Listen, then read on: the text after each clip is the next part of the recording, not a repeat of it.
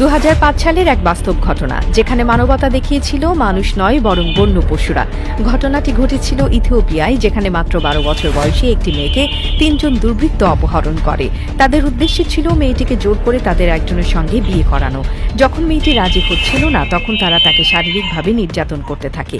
মেয়েটি চিৎকার করছিল, কিন্তু চারপাশে কেউ ছিল না যে তাকে সাহায্য করতে পারত। ঠিক তখনই যেন কোনো অলৌকিক ঘটনা ঘটে গেল।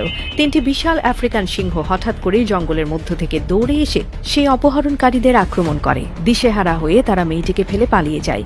কিন্তু আশ্চর্যের বিষয় হলো, সেই ৩টি সিংহ শুধু দুর্বৃত্তদের তাড়িয়েই থেমে যায়নি, বরং তারা মেয়েটির আশেপাশে দাঁড়িয়ে পাহারা দিতে থাকে। মেয়েটি আতঙ্কিত হলেও বুঝতে পারছিল যে এই ভয়ঙ্কর প্রাণীগুলো তাকে আক্রমণ করতে আসেনি, বরং রক্ষা করছে। এরপর দীর্ঘ সময় ধরে তারা সেখানে দাঁড়িয়েছিল, যেন নিশ্চিত করতে চায় মেয়েটির কোনো বিপদ না ঘটে। প্রায় কয়েক ঘন্টা পর যখন পুলিশের একটি দল মেয়েটিকে উদ্ধারে আসে, তখন অবাক কাণ্ড ঘটে।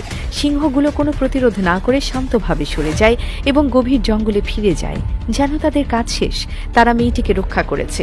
এই অবিশ্বাস্য ঘটনাটি নিয়ে বিশেষজ্ঞদের মধ্যে বিস্তর আলোচনা শুরু হয়। অনেক বন্যপ্রাণী বিশেষজ্ঞ বলেন যে হয়তো মেয়েটির চিৎকার সিংহ শাবকের কাদার শব্দের মতো শোনাচ্ছিল, যার ফলে তারা তাকে শাবকের মতোই সুরক্ষা দেওয়ার চেষ্টা করেছিল। আবার কেউ কেউ বলেন এটি প্রকৃতির এক বিস্ময়কর দৃষ্টান্ত, যেখানে পশুরাও কখনো কখনো মানুষকে সাহায্য করতে পারে। সেই মেয়েটি পরে তার পরিবারের কাছে ফিরে যায় এবং এই অলৌকিক ঘটনার কথা সবাইকে জানায়। আজও এটি বিশ্বের সবচেয়ে আশ্চর্যজনক সত্যিকারের ঘটনার একটি হিসেবে পরিচিত, যেখানে মানুষের বিপদে প্রকৃতি নিজেই হাত বাড়িয়ে দিয়েছিল।